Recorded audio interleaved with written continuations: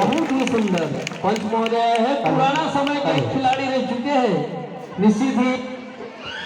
और अरे वाह, कबड्डी के प्रतिभागी ध्यान दें, कबड्डी अपने उपस्थिति हर खिलाड़ी को हमार शिक्षक आए हुए हमारे ऐसे खेलत रही तो गुजरा हमारे जोल का राज्य तक जाओ कोहली। चलो मध्यांतर हुए हैं।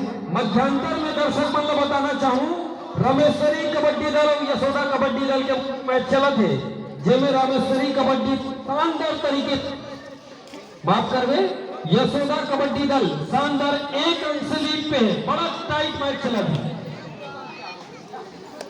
5-4 है ना। अच्छा, रामेश्वरी कबड्डी दल की टीम 1 अंक से लीड बनाई हुई है। बड़ा कांटे के टक्कर देखने को मिल रहा है कबड्डी के मैच हो जाता है। चलिए 7 के डिफेंस पर गुजरा के मैदान में, और जबरदस्त यहाँ पे घेराबंदी रक्षा पंच के डिफेंस पर गुजरा के मैदान पर, और ले कबड्डी, और ये जबरदस्त हो गया मैदान से सीधा सीधा बाहर, और ये भागी भाई स्टाइल, ये जान ले भाई, ये अरे वाह, जोरदार तालियों के भी करेंगे। लाइन पे सीधा बैठो, लाइन में सीधा बैठो। गंगा